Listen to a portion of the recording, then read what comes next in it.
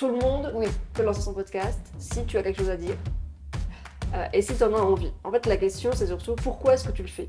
Et ouais, il faut oser en fait se dire, je vais dans ce marché où en soi j'y connais rien parce que moi je suis pas journaliste, je suis pas, tu vois, je viens pas du tout de ce domaine.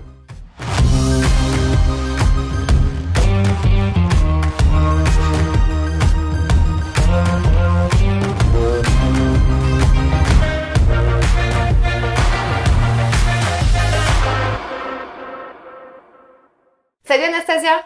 Salut Fanny! Ça va? Ça va et toi? Super! Je suis ravie de t'avoir sur le podcast Révèle ton potentiel. Nous sommes en présentiel, nous sommes à Toulouse. Oui, Dans superbes locaux. Ouais, dans un un super coworking. endroit au centre-ville de Toulouse. Je suis ravie de te retrouver puisque tu étais à Paris pendant quelques temps. Ouais, pendant un mois. Tu as quitté Oui. la vie en rose. Ouais, mais bon, un mois ça va, mais je suis contente de revenir quand même.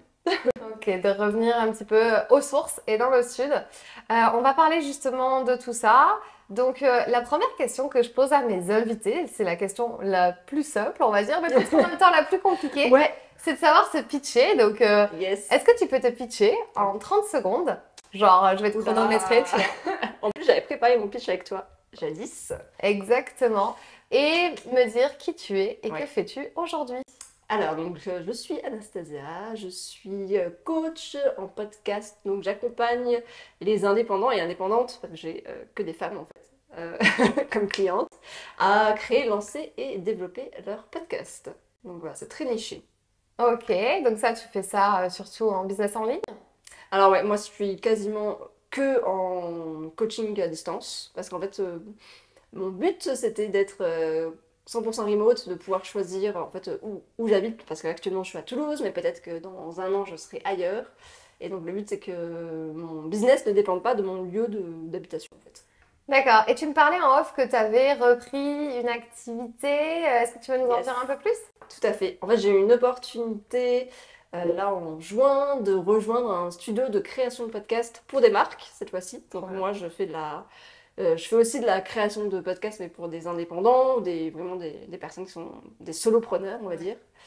Et là, en fait, c'est un studio, c'est une nana qui a créé son studio, je peux peut-être la mentionner, qui s'appelle Pénélope Boeuf. Et en gros, elle fait des studios pour des marques. Et moi, ça m'intéressait quand même pas mal de voir comment ça se passait quand on crée un studio avec plus de budget. Et voilà, ouais, un truc un peu plus gros, quoi. Trop bien. Donc, je pense que ça va donner une bonne expérience aussi pour Ouais. toi. C'est super. Yes. Et pour accompagner au mieux tes clientes aussi, je pense, dans le futur. Exactement. Donc, trop cool. Bah, écoute, merci pour ce pitch. Ensuite, j'ai 3 petites questions pour apprendre à se connaître un peu plus. Voilà, Yes. au début, comme ça, tu sais, dans mon podcast. Si tu gagnais là 5 millions d'euros, genre là, il y a ton téléphone qui bip et qui te dit vous avez gagné 5 millions d'euros, bravo. Qu'est-ce que Ok. tu ferais avec, comment tu répartirais cet argent? Qu'est-ce que tu ferais concrètement? Très bonne question. Déjà, je vérifie que c'est pas une arnaque. Pour commencer. Très terre à terre. Ouais, c'est ça. Mais je pense que j'investirai dans l'immobilier parce que c'est un truc que j'ai envie de faire depuis pas mal de temps et où je n'ai pas encore pu le mettre en place parce que quand tu es indépendant, c'est pas toujours évident. Mmh. Et voilà, pour avoir un truc qui est sûr, c'est un peu le truc un peu classique, mais à la fois avoir un lieu de résidence pour moi, pour au moins me mettre à l'abri, on va dire, et investir. Et puis après, je pense que j'emmènerai ma famille, mes potes en voyage. On fait genre un truc, un mois tranquille. Puis après, je pense que, je sais pas, mais je continuerai en tout cas à travailler, parce que je me suis déjà posé la question. Et par contre, je ferai vraiment que des choses qui me plaisent. Et voilà, je continuerai à vivre une vie assez simple, je pense. Parce que moi, je rêve pas du tout de paillettes, yachts et trucs. Enfin, moi, le confort que j'ai me suffit actuellement. Mais Ouais. savoir que tu es à l'abri, c'est Ouais. quand même cool, quoi. Investir dans des choses quand même bien Ouais, concrètes, voilà. Puis bon, après, quand tu investis dans l'immobilier, 5 millions, ça peut partir vite aussi. Oui, oui, voilà. Et je pense que j'aurai, j'espère, un côté peut-être altruiste, j'ai envie de dire. Parce que j'essaie toujours de faire à mon petit niveau, genre je donne 30 balles par mois à des assos, mais tu vois, genre de faire des trucs ou donner à des personnes qui portent mes valeurs. Enfin voilà, des associations qui font des choses bien, où j'aimerais faire plus et tu prends pas le temps, ou t'as pas l'argent, donc Bien. Même si on peut faire déjà notre petit niveau. Mais oui, mais tu ferais encore plus du coup. Ouais, voilà, Ce serait juste la continuité de ce côté, mais avec plus de moyens. c'est ça. Cool. On en a parlé juste un tout petit peu, mais est-ce que tu as des choses positives qui t'arrivent en ce moment dans ta vie? Si oui, lesquelles? Ouais, carrément. Ouais, c'est plutôt cool, c'est pas toujours le cas. Donc en ce moment, c'est cool. Bah, en fait, moi, ce que j'aime bien, c'est quand il y a des changements. Je m'ennuie assez vite, en général, dans ma vie. Et là, bah, tu vois, j'ai commencé ce nouveau boulot, donc qui est à moitié à Paris, à moitié à Toulouse. Donc ça, c'est quand même cool de pouvoir reprendre Enfin, d'avoir encore un changement. Moi, j'aime bien quand il y a des choses qui se passent, quoi. Donc ça, j'aime bien. Et puis après, ma vie perso, pour l'instant, est plutôt cool aussi. C'est parfois pas toujours le cas non plus. Et puis après, il y a ce qui est plutôt chouette. Alors, si on parle de la partie plutôt business, euh, de ce que je fais à titre perso, enfin perso business, c'est que j'ai des clientes qui arrivent vers moi grâce au bouche à oreille sans que j'ai besoin de mettre en place trop de Ouais, communication. Et ça, c'est quand même le grand luxe quand t'as pas besoin de. On parlait de la création de contenu qui était longue. Ça, c'est quand même cool quand t'as ouais, des clientes qui arrivent sans que tu ouais, besoin de mettre en place oui, voilà, 5 posts par semaine sur Instagram, ouais. 1000 actions de communication, même si c'est toujours important. Ouais. Et je pense que tu as atteint aussi un niveau un petit peu d'autorité dans l'industrie enfin pas du podcast, que je veux dire, des solopreneurs qui aident les autres solopreneurs Ouais. à lancer leur podcast, etc. Vous n'êtes pas non plus des masses à faire ça encore. Et toi, je pense que tu as quand même réussi à te faire une petite place. Mais justement, je pense que c'est une question que je vais te poser juste après.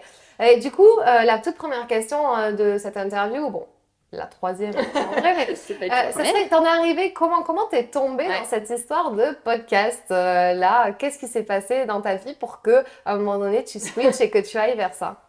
Ben écoute, c'est. Alors en gros, moi j'ai fait un parcours. Alors je dis à chaque fois linéaire, mais qui n'est pas vraiment le cas, parce qu'en soi, j'ai fait un bac sciences médico-sociales, après j'ai fait de la gestion, après j'ai fait l'événementiel, et j'ai fini par arriver au marketing.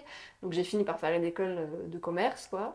Et moi, c'était quelque chose que j'aimais bien parce qu'il y avait ce côté, ouais, j'ai réussi à atteindre un certain statut dans la vie. Tu vois, genre, je travaillais à Paris, à la Défense, donc je me voyais comme, tu vois, comme tu peux voir dans les films, en mode, ok, cette meuf, elle est active, elle va au travail, elle prend, enfin, tu vois, un peu businesswoman. Enfin, moi, j'avais un peu ce truc de, ok, plus tard, je me voyais, enfin, quand j'étais jeune, je me voyais pas maman avec une maison, etc. Moi, ce qui m'excitait, entre guillemets, c'était le côté businesswoman, la meuf qui sait ce qu'elle fait et tout. Et en fait, donc, je suis arrivée là-dedans. Donc, j'étais consultante en marketing, normalement, mais bon, en fait, tu fais un peu tout. Et donc, j'avais un peu ce truc où, au début, c'était vraiment cool, c'était la vie parisienne, à 1000 à l'heure, etc. Je te fais vraiment tout le feedback de ma vie. Et en gros, au bout d'un moment, je me suis rendu compte que ben, j'avais un peu, comment dire, rêvé cette vie et que c'était pas du tout moi. Et qu'en fait, ben, au quotidien, j'étais pas heureuse, j'étais tout le temps, j'avais le FOMO, donc Fear of Missing Out. Tout le temps, j'avais trop peur de pas être au bon endroit au bon moment, de pas faire les bonnes choses. Donc je me mettais grave la pression avec ça, je me reposais pas. Et en fait, au bout d'un moment, je me suis dit, mais pourquoi tu fais ça en fait? Hmm. Pareil, j'avais pas de sens dans mon job. Je travaillais pour des entreprises qui étaient déjà riches pour les rendre encore plus riches. Donc voilà, je commençais à me poser un peu des questions. Et j'ai fait ma crise de la. J'avais quel âge? 26, 27. À C'est jeune l'époque. pour une crise, dis donc. Mais ouais, il y a pas mal. Il y en a pas Ok. mal qui font leur crise à ce moment-là. Et donc j'ai tout quitté, j'ai quitté Paris, j'ai quitté mon boulot, je suis partie en voyage. Quand je Ouais. suis revenue, je ne savais toujours pas quoi faire. Donc j'ai repris le même boulot et je me suis rendu compte, mais ailleurs, plus à Paris. Et je me suis heurtée en fait aux mêmes problématiques de ben j'aime pas ce que je fais. Enfin, c'est pas forcément que j'aimais pas ce que je fais, mais je trouvais pas de sens dans ce que je faisais. Mhm. Et le rythme, tu vois, passer toute ta semaine au boulot, être crevé le week-end, ça j'en voulais plus. Hmm. Et donc, pareil, j'ai quitté ça, mais sans plan là. J'avais rien du tout. Et en fait, je me suis dit, bah, je vais lancer un podcast parce que j'ai découvert les podcasts à ce moment-là et c'est vraiment ce qui me motivait à aller au boulot le matin. J'avais 1h30 de transport aller, 1h30 retour. Donc en fait, je faisais que écouter des podcasts et je me suis dit, je vais lancer un podcast où je vais interviewer des nanas qui ont réussi à en fait trouver un peu du sens dans leur vie en lien avec le voyage, qui ont osé se reconvertir en lien avec le voyage. Et donc ça a commencé comme ça, et en fait de ça, ça m'a amené à rencontrer Mélanie, avec qui j'ai créé un podcast qui s'appelle Les coulisses du podcast, qui est maintenant est un peu vieux parce qu'on l'a lancé en 2019, on l'a arrêté un an après parce que c'était un boulot de malade, mais ça nous a apporté plein de trucs. Et après, en fait, j'ai fait un coaching hein, pour savoir ce que j'allais faire de ma vie. Et le podcast est sorti naturellement, et parce que c'était en fait au centre de ma vie à ce moment-là. Ouais. Voilà, et au début j'ai eu le syndrome de l'imposteur évidemment.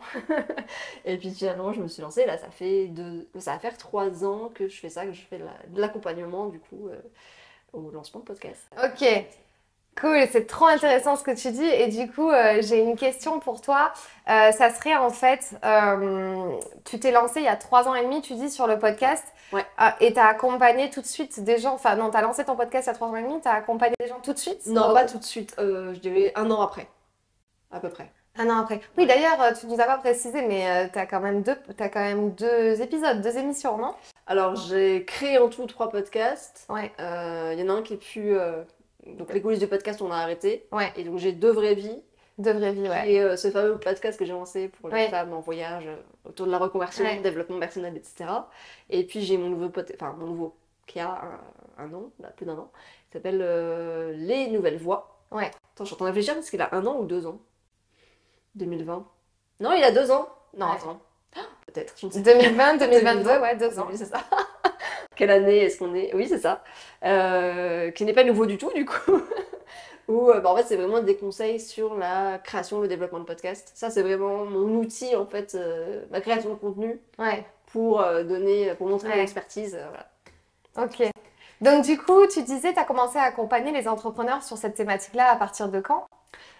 Ça, alors attends, je suis en train de réfléchir par rapport aux dates. Du coup, pareil, je me suis lancée en 2020. Ouais. 2020. Donc, en fait, ça fait 2 ans, mais j'ai Ouais. envie de dire, est-ce qu'il y a 2 ans, c'était quand même pas archi nouveau d'accompagner les entrepreneurs à lancer leur podcast, etc., où il y avait déjà du monde sur le marché? Il y avait quelques personnes, mais franchement, c'était Ouais. assez rare.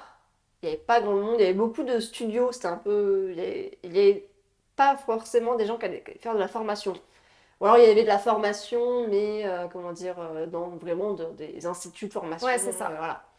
Et moi, je me suis lancée, j'ai fait la formation et du coaching. Et je pense que c'est là où les gens, ils ont besoin. Ouais. C'est d'avoir vraiment ce truc de.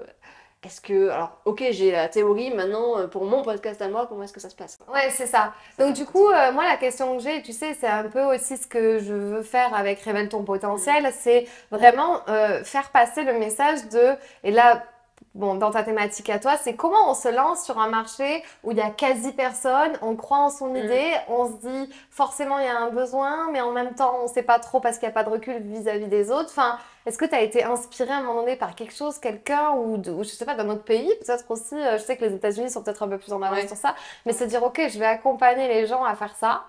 Et enfin, comment on fait concrètement pour se dire allez, c'est bon, j'y vais quoi. Eh ben. Alors, moi, si je suis complètement honnête, j'avais très peur, hein, Ouais. voilà, syndrome de l'imposteur et tout. Et en fait, c'est mon coaching que j'ai fait, du coup, avec Charlotte de Postadem, qui est aujourd'hui ma cliente, donc c'est Ouais. marrant, qui m'a aidé à faire sauter tout ça, quoi, faire sauter ces barrières et oser me lancer. Et je pense qu'elle-même m'a inspirée parce qu'elle venait aussi, elle était aussi consultante avant, elle a osé lancer son truc, et donc elle, c'était voilà, une de mes inspirations. Et au début, tu y vas, mais t'as peur, quoi. Mais ce que j'avais fait, c'est qu'on avait lancé le podcast, les coulisses du podcast, du coup, avant, en donnant du contenu gratuit. Ouais. Et l'avantage que j'ai eu, c'est que, en fait, j'ai eu mes premières clientes, alors que j'avais pas de site internet, j'avais pas de compte Instagram, j'avais rien, Grâce au podcast. grâce au podcast. Parce qu'en fait, les gens sont venus naturellement vers nous, Ouais.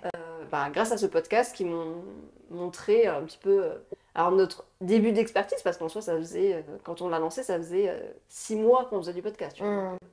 On était toutes jeunes là-dedans, mais c'est en faisant aussi qu'on apprend. Et les interviews, donc on a fait les interviews avec Mathieu Stéphanie, Pauline Grisoni, je sais pas si ça te parle. Enfin voilà, en gros, il y a plein de grands podcasteurs qui nous ont vachement aidés et qui du coup nous ont boosté aussi le podcast. Trop cool. Donc, en fait, tu as réussi à dépasser le syndrome, on va dire, de l'imposteur et de Mm. se dire, en fait, grâce, tu as fait un accompagnement de coaching et là, tu as eu la révélation en mode, non, mais en fait, c'est vraiment ça que je veux faire. J'y vais à fond, j'ai plus de doute, quoi. Mais ça a pris du temps, hein. Enfin, parce que moi j'aime, enfin, j'ose dire ça parce que à chaque fois que je regarde des interviews, j'ai un peu l'impression que tout le monde dit que, tu sais, que c'était genre facile, Ouais. pas facile, mais en mode la révélation. Moi, ça n'a pas tout de suite été la révélation, hein. Franchement, j'ai eu de gros doutes au début. Je me suis dit, est-ce que c'est vraiment ça que je veux faire? Parce que je voulais un truc qui ait du sens. Et tu vois, quand je réfléchissais à un truc qui ait du sens, j'allais plus Hmm. vers ben voilà, l'écologie, ce genre de choses, le féminisme. Et là, j'étais là en train de me dire, mais est-ce que ce que je fais a vraiment du sens? Et en fait, j'en ai trouvé en me disant, ok, mais j'accompagne les indépendants et j'aide les gens, en fait, qui, pareil, un peu comme moi, sont en train de se dire, j'ai envie de construire ma vie, construire Hmm. un truc qui- où je me sens bien, en fait, au quotidien. Et c'est là où je me suis dit, ok, bah, dans ce cas-là, il y a du sens dans ce que je fais, tu vois. Ouais. Ouais, c'est intéressant, j'ai posé plus ou moins la même question parce que c'est vrai que j'ai eu Loris Monteux sur le Ouais, podcast podcast qui lui débutait aussi, enfin débutait sur un marché en tout cas qui n'était pas forcément visible, c'est-à-dire l'influence voyage à travers ouais, des vidéos YouTube, etc. Partir comme ça, travel blogueur, etc. eh avec, oui. avec sa vidéo, enfin, avec son matériel. Et ouais, du coup, en fait, il me disait aussi que lui, c'était un marché nouveau, mais il avait tellement l'envie de faire Mm. ça, c'était tellement pour lui important d'être libre qu'en fait, finalement, et d'avoir du sens à ce qu'il faisait, que ça paraissait naturel, même si personne ne le faisait, en fait. Ouais. Et moi, ça me fascine un peu parce que vous avez un petit côté, on va dire, un peu visionnaire des choses, hein, de se dire, Ouais. Bah, j'ose faire quelque chose que personne fait, en fait, ou qui n'existe pas tellement. Je sais mais pas ça fait comment je vais peur. m'y prendre, mais je le fais quand même. Ça fait peur parce que tu te dis, ok, il y a un embryon de trucs. Tu vois, par exemple, le podcast, moi j'ai découvert ça en 2018. En soi, ça faisait peut-être, allez, un an en France où ça commençait à. En gros, les gros studios, Nouvelle Écoute, Binge et tout, bah, c'était 2016-2017. Donc Mm. ça faisait. C'était assez récent encore. Et ouais, il faut oser en fait se dire, bah, je vais dans ce marché où en soi j'y connais rien parce que moi je suis pas journaliste, je suis pas, tu vois, je viens pas du tout de ce domaine. Mais je le tente, et puis on verra ce que ça va donner, quoi. Parce que ça se trouve, ça va s'essouffler, voilà. Mais Mm. faut oser. Faut oser, et puis en fait, je suis encore là aujourd'hui, donc c'est que ça. Ouais. Et dans ton parcours, du coup, entrepreneurial, depuis que tu as lancé, que tu as commencé à faire ça, est-ce que tu as eu des moments qui ont été plus difficiles? Ou justement, parce que tu es sur un marché un peu porteur aussi, en te disant, enfin voilà, comment t'as fait, si jamais tu en as eu, pour te relever et repartir à chaque fois? Ah ben oui, il y en a eu plein. Moment difficile, c'est. Alors, c'est pas. Moi, ça n'a pas été forcément au lancement, parce que comme je te disais, il y avait. J'ai eu ces gens qui sont venus parce qu'ils me connaissaient d'avant. Mais ça a été sur la durée de comment est-ce que tu développes ta Hmm. propre marque. Surtout quand on a arrêté le podcast, en fait, comment est-ce que tu fais pour continuer Hmm. d'être connu, enfin, d'être connu, ouais, de te faire connaître dans ce que tu fais, quoi. Et je pense qu'il y a la grosse difficulté que j'ai eue aussi, c'est que j'ai été pas mal en remote, enfin, j'ai voulu être digital nomade. Et tant mieux, enfin, je veux dire, c'était vraiment cool, mais j'avais vraiment du mal à la fois. Hmm. En fait, c'est dur d'être digital nomade quand tu construis ton business. Parce que c'est flou. Quand t'es nomade, c'est flou aussi. Tu sais pas où tu vas aller. Enfin, physiquement, tu vois, t'as Hmm. pas de repères. Et en fait, c'est ce qui m'a manqué à un moment donné, c'est d'avoir une routine. Alors que c'est vraiment tout ce que je cherchais à éviter, tu vois, quand j'ai quitté le salariat. Mais là, je me suis rendu compte que pour poser les bases de mon business, pour savoir ce que je voulais faire, où est-ce que j'allais, etc., et faire un truc un peu carré, ben, j'avais besoin en fait ouais, d'un lieu fixe, de me créer des habitudes, etc. Enfin, j'ai investi des trucs sur l'organisation parce que c'était pas du tout mon truc de base.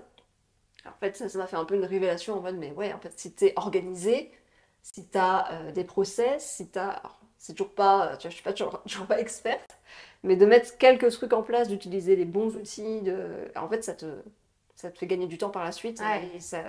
et c'est beaucoup plus clair et t'évites les erreurs. Voilà. Je sais pas pourquoi j'ai dévié là-dessus, mais. Non, ben, c'était ces moments de difficulté un peu plus durs Ouais. et du coup qui t'ont aussi apporté des leçons. Mm. Et Est-ce que tu veux parler le fait que reprendre, tu sais, je pense qu'il faut un peu désacraliser ce truc-là en ce moment dans l'entrepreneuriat parce que j'entends beaucoup autour de moi de gens qui se disent, tiens, si je reprenais un job pour avoir une base, faire 50-50, continuer mon activité, etc. Et se dire, ouais, je me compare du coup à d'autres qui vont à fond et qui veulent faire comme Ouais. ça. Alors après, c'est parce qu'on est porté par des valeurs. C'est sûr que chacun à son niveau. Il y en a qui n'ont pas du tout envie de retrouver un salariat pour des questions Mm. de liberté, etc. Et je trouve qu'il y a encore un petit peu il y a un truc tabou en ce moment qui se passe autour Tout à de fait. ça. J'ai l'impression parce que beaucoup de gens se sont lancés Ouais. à un moment donné, tous un peu d'un coup, et puis là, ça retombe un peu comme un soufflé, et il reste que les survivants un peu. Qu'est-ce que Je tu vois penses de tout complètement. ça, toi, un peu, Ouais, de ce ouais. truc où il faut, enfin voilà, moi je pense qu'il faut un peu se dire, ok, on est libre en fait de faire un peu ce qu'on veut, si on a Ouais, envie de. exactement. Qu'est-ce que t'en penses? Mais je suis complètement d'accord. En fait, je pense qu'il y a eu un peu ce truc de l'entrepreneuriat, enfin, boule le salariat, vive l'entrepreneuriat, et Ouais. en mode tout le monde peut être entrepreneur. Et je pense pas que ce soit vrai. Enfin, être entrepreneur, c'est hyper dur. Tu vois, faut quand même réussir à se dire, bah ok, c'est à toi de tout faire, de tout démarcher, enfin, tout repose sur tes épaules déjà. Mm. Et puis de se dire que ça varie d'un mois à l'autre. Que tu peux très bien voilà, avoir un mois où tu es hyper à l'aise et tu te dis ok bah trop cool, ça va continuer comme ça. Puis en fait pendant 2 mois t'as le néant, quoi, il se passe rien. Et ça c'est hyper dur quand même à gérer. Et il y a un peu ce truc, alors moi pour le coup la liberté, tu vois, tu parlais de la liberté, c'est une valeur, c'est ma valeur genre numéro un. C'est hyper important pour moi. Et je m'étais dit, si je retourne dans le salariat, ça va. Du coup, je m'assois sur cette valeur, enfin, c'est impossible, quoi. Et j'avais vraiment ce truc de dire bah, que oui, l'entrepreneuriat, c'était mon truc. Et en fait, j'ai eu cette opportunité de Mm. retourner, donc effectivement, de retourner dans le salariat. Et franchement, de dire que ça a été hyper difficile parce que quand tu as construit en fait un business, et en fait, c'est aussi ton identité quand tu es entrepreneur, quand tu es solopreneur, ton identité, c'est d'être entrepreneur. C'est ça qui est dur de se dire, bah, en fait, est-ce que je pourrais mettre de côté cette identité et retourner une lambda salariée, sur entre guillemets. Enfin, franchement, moi, j'ai eu cette réflexion. Et j'avais aussi peur de retourner un peu dans ce truc de, bah, tu fais des horaires à rallonge, t'es tout le temps, enfin, tu passes ta vie au boulot, etc. Parce que ça dépend aussi pourquoi tu t'es lancé dans l'entrepreneuriat. Moi, je me suis lancée dans l'entrepreneuriat pour être libre de mon lieu de vie, mais aussi de mes horaires, tu vois. Et de, si j'ai besoin de travailler Mm. 40 heures, 50 heures, une semaine parce qu'il y a un truc énorme et que je suis à fond, pourquoi pas. Mm. Mais que si j'ai envie de travailler 15 heures Mm. parce que j'ai pas envie, voilà, enfin, Carrément. c'était ça qui était cool. Donc j'avais vraiment ces peurs-là. Et en fait, j'ai réussi à négocier le fait bah, d'être déjà pas à 100%. Donc je garde mon activité parce que j'ai pas. Enfin, pour moi, je voulais pas mettre une croix sur tout ce que j'avais monté. Enfin, Bah oui. c'est Mm. quand même. C'est une part de ton identité et puis c'est un travail énorme. Et puis en fait, arrêter quand ça commence à Mm. marcher vraiment bien, tu vois, c'est quand même très compliqué. Et en même temps, je me suis dit là, c'est une opportunité qui va. Je l'ai choisi parce que je me suis dit ça va m'apporter d'autres trucs par la suite. Voilà. C'est une expérience quand même que j'aurais pas pu avoir toute seule. Mm. Et là, en fait, donc ça fait 1 mois que j'y suis et j'apprends vraiment de ouf. Il y a des choses où je me dis, ok, bon, bah ça me plaît moins, mais ça, c'est hyper intéressant. Et en fait, c'est vraiment pour ça Mm. que j'ai accepté de rejoindre ce studio. Et donc le fait de ne pas être à 100% et de pouvoir être en télétravail. Mm. Voilà. Et ça, c'est des trucs que, en fait, j'ai pu négocier, mais parce que j'avais cette liberté de dire, en fait, je suis pas, comment dire, je vais pas accepter Ouais. toutes ces conditions. Mm. Parce qu'en fait, bah, si elle me dit non, c'est non, enfin, c'est pas grave.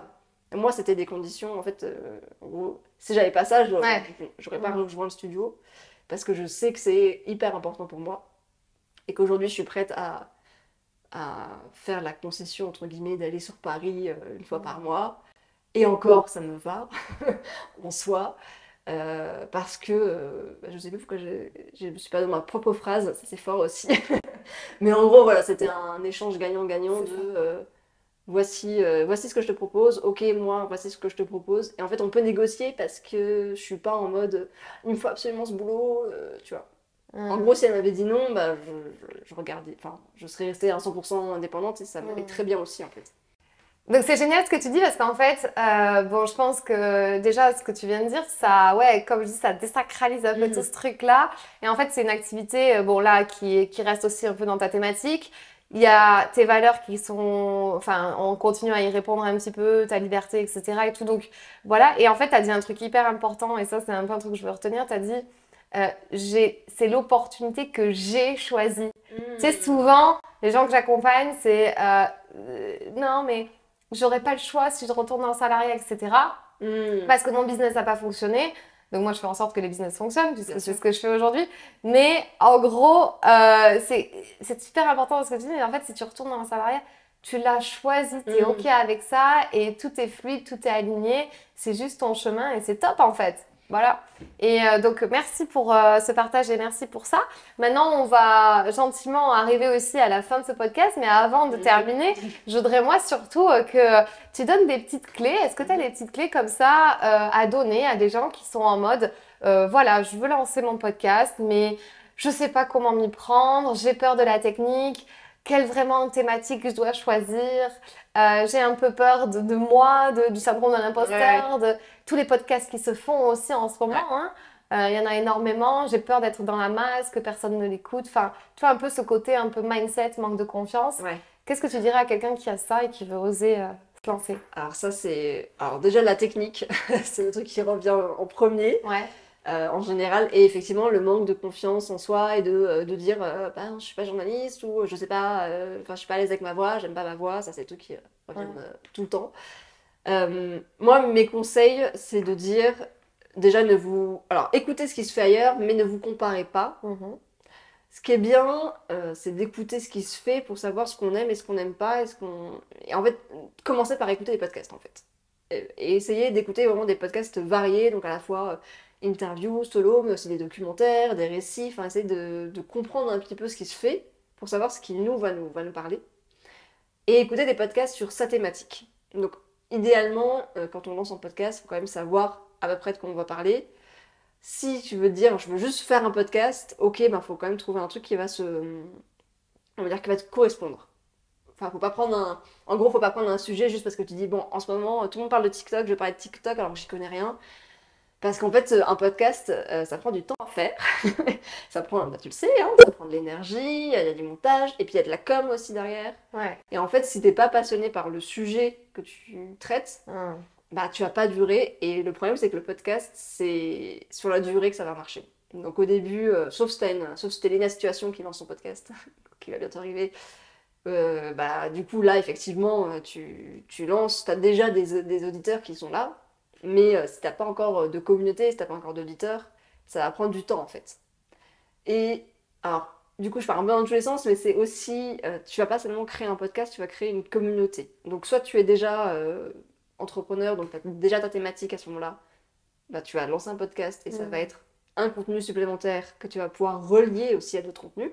Donc, ce que je conseille, par exemple pour toi, ça va être de réutiliser bah, les interviews que tu vas avoir pour bah, tes posts Instagram, pour écrire un article de blog, pour écrire une newsletter. En fait, c'est vraiment réutiliser le Ouais. contenu au maximum pour pas avoir à créer 15 contenus différents.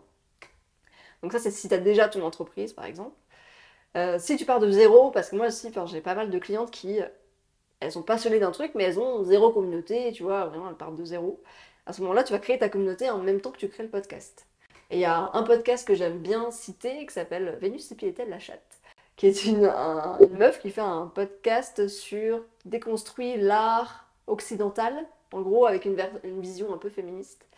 Et elle a développé une communauté. Alors je ne sais même pas combien il y a de personnes, mais je crois qu'il y a plus de 30 000 personnes qui la suivent aujourd'hui sur Instagram. Mais parce que c'est pas tellement le format podcast que enfin, les gens sont vraiment intéressés par le sujet et la manière dont elle l'aborde. Ah. Et on pourrait se dire c'est hyper niche, tu vois, un podcast qui déconstruit l'art avec une vision féministe, c'est, enfin, genre, il va y avoir 4 personnes qui écoutent. Et ben non, en fait, c'est non, mais c'est vrai, mais c'est hyper intéressant. Elle a construit une communauté parce qu'elle a développé plein de contenus autour et c'est une passionnée aussi. C'est une vraie passionnée de ce truc et elle arrive à faire Hum. passer sa passion. Donc voilà, ne pas se comparer aux autres, ne pas vouloir faire comme les autres aussi, ne pas copier. Ouais. Essayer de. Donc c'est bien d'écouter, mais faut pas vouloir copier. Ça c'est J'avoue que c'est quand même difficile parce qu'à la fois, tu es en train d'écouter, tu te dis, ah, ça c'est pas mal. Et en même temps, faut se dire, bah, je vais pas faire comme ça. Mais faut se faire confiance et trouver sa patte, quoi. Essayer de trouver sa patte. Ouais. Et un autre conseil que je pourrais donner, c'est d'oser En fait, c'est se lancer et accepter de se dire que au début, ça va pas être parfait. Parce que clairement, même si tu prépares pendant des mois, au bout d'un moment, tu peux juste savoir ce que ça va donner en te lançant, quoi. Donc si tu veux faire des interviews, clairement, au début, tes interviews, elles vont pas être géniales. Ou peut-être que si, hein, et tant mieux, mais peut-être qu'il y aura des petites erreurs, des petits ajustements, tu vas peut-être faire des erreurs dans la prise de son, enfin ça arrive en fait à tout le monde. Ouais. Et ça, faut l'accepter, il faut se dire que c'est une étape où tu es obligé de passer par là pour être meilleur par la suite. Mm. Et j'avais un échange justement sur mon podcast avec Guillaume, qui est dans ce coworking, qui disait en fait, plus tôt tu fais des erreurs, donc plus tôt tu testes, Ouais. tu te craches en fait, plus tôt tu apprends, parce que si tu te lances, si t'attends un an, tu vas te lancer un an plus tard, mais tu feras toujours ces erreurs, mais Ouais. juste t'auras perdu un an, quoi. Et je trouvais ça super intéressant. Ouais, c'est cool, merci. Merci pour tous les conseils et les tips que tu donnes un peu à ce niveau mindset. Donc c'est vrai que la technique, bon bah voilà, à un moment donné, il faut lâcher aussi, je pense. C'est pas non plus si compliqué que ça. Alors, Et Ouais. bien sûr, n'hésitez pas à vous former, Ouais.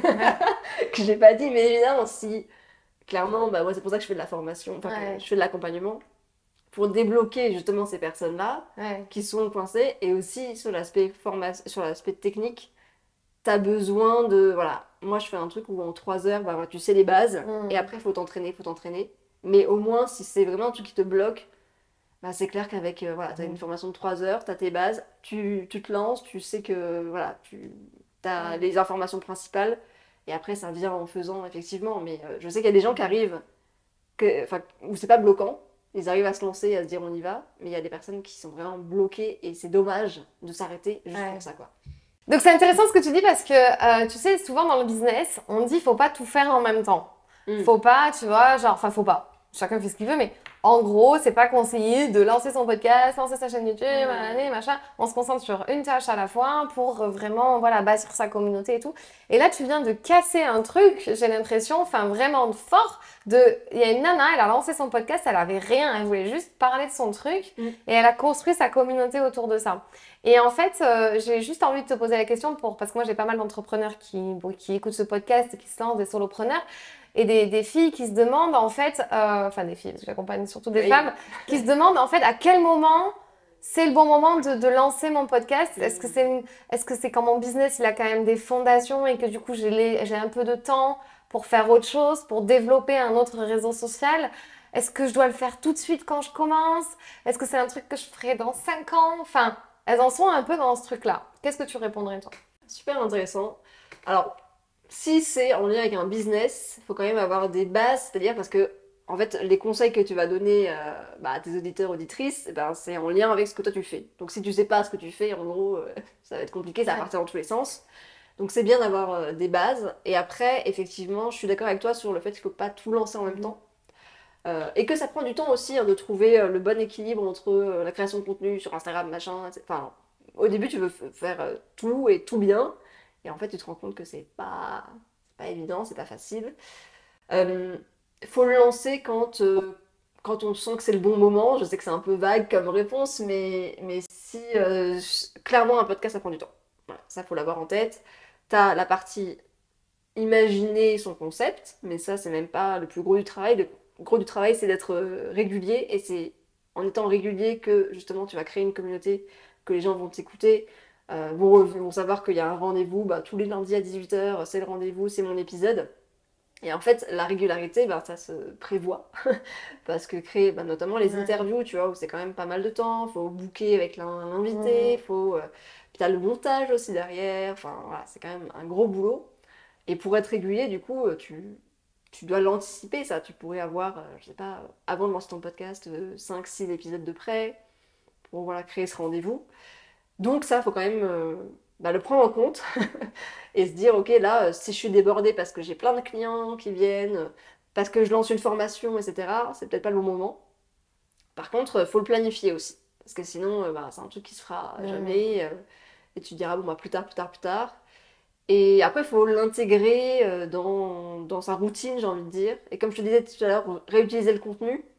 Faut pas le voir comme un contenu supplémentaire, mais plutôt, notamment c'est Aline de The Bee Boost qui disait ça, que elle, le centre en fait de son contenu, c'est le podcast. Mm.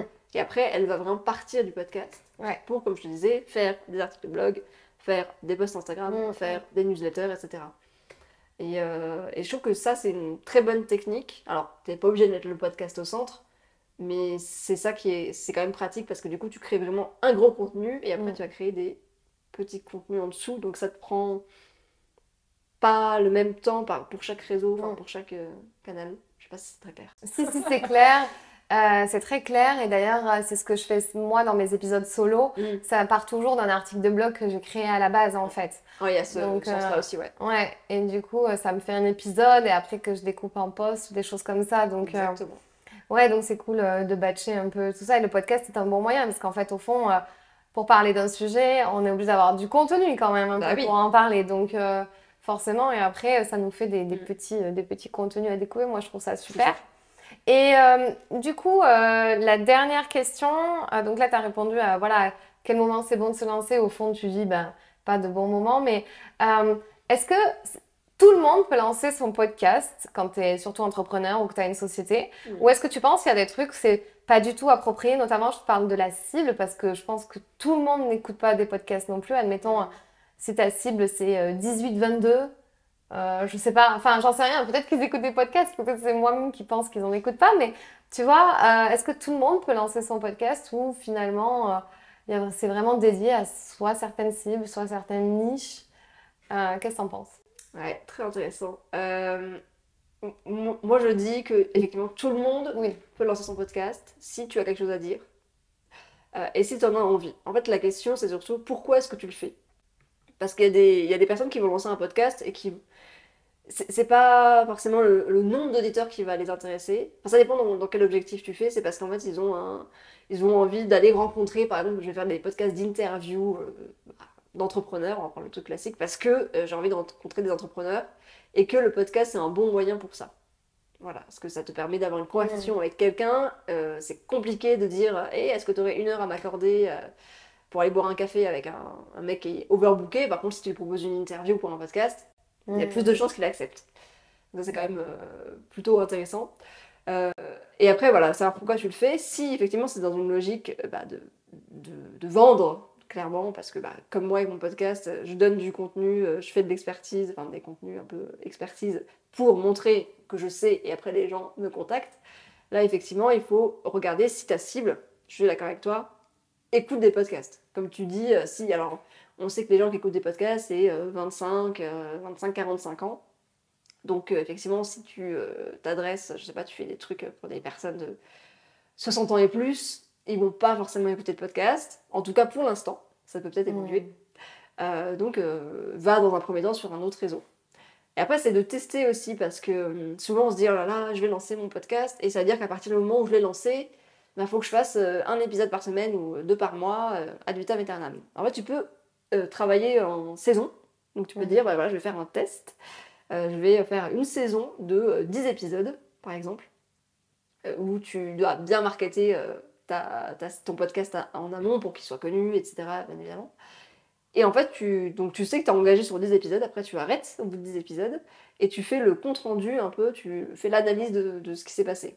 Est-ce que je suis satisfaite de ce que ce podcast m'a apporté? Ça peut être, en fait, j'ai appris plein de trucs, parce que ça me force à faire des recherches, donc trop cool. J'ai rencontré plein de gens hyper intéressants, j'ai découvert un nouveau format qui m'éclate. Est-ce que les chiffres en fait, que tu as aussi te vont? Parce qu'en soi, tu peux effectivement, on a tendance à te dire il faut pas regarder les chiffres et tout, mais si tu as un objectif d'être écouté et que tu as 10 écoutes par mois, ça peut être déceptif, je suis d'accord. Donc là, il faut faire un compte rendu. Quelles actions en fait j'ai mis en place pour que mon podcast soit connu? Et il y a un truc qui est très intéressant aussi, c'est que tu peux demander directement aux personnes faire un compte rendu, mais aux personnes qui ont écouté le podcast. Ok, est-ce que ce format vous convient? Est-ce que la durée vous convient? Est-ce que la fréquence vous convient? Est-ce qu'il y a des trucs que vous changeriez, je sais pas, sur ma façon de poser des questions, si c'est une interview, sur ma façon de parler, ça peut être plein de choses. Et faire une analyse de tout ça et après changer pour la deuxième saison ou carrément changer de Trop bien. podcast. Enfin, voilà. Trop bien, ouais. Ça me fait penser à Enzo de l'échec mention très bien. Ouais. Il était parti sur une saison et la saison, elle s'est jamais arrêtée. Ouais. Tellement il a adoré ça, j'ai trouvé ça trop bien en fait. Parce qu'on C'est dit, ça. oh non, il y en a plus après. Puis en fait, après, je crois qu'il a continué. Je sais pas s'il l'a encore là, mais voilà. 3 podcasts que tu aimes bien écouter. Qu'est-ce que tu dirais pour terminer cette interview? Alors du coup, il y a un podcast qui s'appelle Le cœur sur la table. C'est en fait... alors il est sorti, je crois que ça fait maintenant plus d'1 an. Mais il est génial, c'est une enquête un peu sur les relations hommes-femmes dans un couple notamment. Et essayer de comprendre comment ça s'articule, etc. Et tu te rends compte que il y a plein de choses que tu as intégrées qui sont en fait de l'éducation. Trop bien. Enfin voilà, bon, Ouais. c'est mon côté un peu féministe. Il y a le podcast de Aline, de Ouais. The Bee Boost, classique pour les entrepreneurs, mais qui délivre tellement de contenu en fait gratuit. Il y a vraiment un épisode sur le lancement de sa formation où j'étais là, j'étais dans la rue en train de l'écouter, je me suis dit, bah, en fait, j'arrête, faut que je m'assoie et que je prenne des notes. Ouais. Parce qu'il est tellement, il est ouf. Aline, t'es frustrée si tu prends pas de notes. Ouais, Je c'est me ça. dis, merde, j'ai écouté pour rien. Mais c'est malin, parce que ça marche bien. Tu te dis, ah, c'est vraiment hyper intéressant, quoi. Mm. Et le dernier, donc, il s'appelle Bye Bye Procrastination. Et c'est un podcast donc, sur l'organisation. Et pareil, elle donne des tips sur comment s'organiser quand tu es entrepreneur, notamment, mais pas que. Et ça, c'est vraiment chouette aussi. Et il y a des interviews aussi. Elle s'est lancée dans des interviews. Et c'est très chouette. Voilà. Trop cool. Merci pour ces partages. Donc, on ira checker tout ça. Écoute, je pense qu'on a fait un grand tour. Merci à toi pour ton temps. Où est-ce qu'on peut te retrouver et comment on peut travailler avec toi? Alors, pour le moment, vous pouvez me retrouver donc, sur mon compte Instagram. C'est @studiostoria, mais ça va certainement changer bientôt. Et sur mon compte, pareil, c'est studiostoria.fr. Et sinon, vous pouvez m'envoyer un mail à anastasia@studiostoria.fr. Donc c'est Anastasia, si jamais entre-temps on écoute ce podcast. Exactement. Après les changements, c'est Anastasia 206. C'est ça. C'est ça. Et tu es basée à Toulouse, mais je travaille avec tout le monde. Oui. Et à distance. tu as toujours 2 vraies vies et les Exactement. nouvelles voix. Voilà. À Donc, écouter. qui est un peu en pause en ce moment, mais qui va reprendre une nouvelle voie. Voilà. Donc allez écouter son podcast de nouvelles voix et de vraies vies. Les ça. nouvelles voix. Les et nouvelles de voies vraies de oui, super. Cool. Merci. Eh bien écoute, merci à toi. Est-ce que tu as une dernière citation, punchline, affirmation que toi tu te répètes ou que tu peux répéter à des gens, soit pour te remotiver ou pour les booster un peu? C'est une phrase que je me dis, mais genre depuis que j'ai 14 ans, c'est il vaut mieux avoir des remords que des regrets. Et je sais pas pourquoi cette phrase elle m'a trop marquée. Et je pense que ce qu'il y a derrière, c'est surtout, en fait, il vaut mieux faire un truc et se dire et apprendre de ses erreurs en fait. C'est pas en mode j'aurais pas dû, mais en mode ok bon bah ça peut-être que c'était pas une bonne idée, mais au moins j'ai appris quelque chose. Que de se dire bah j'aurais trop dû le faire et je regrette, ou j'aurais dû me lancer il y a 2 ans, ou enfin voilà, vaut mieux faire quelque chose et apprendre une leçon et se dire aussi que rien n'est figé. En fait, moi c'est une leçon que j'apprends au fur et à mesure, c'est que tu peux changer, tu peux être entrepreneur, tu peux être salarié, tu peux revenir entrepreneur, tu peux arrêter, faire une pause pendant 1 an pour aller voyager, enfin tout est possible et il faut vraiment sortir de ce truc de se dire en fait quand ta vie professionnelle elle doit être linéaire, non tu fais ce que tu veux en fait et la vie est une blague.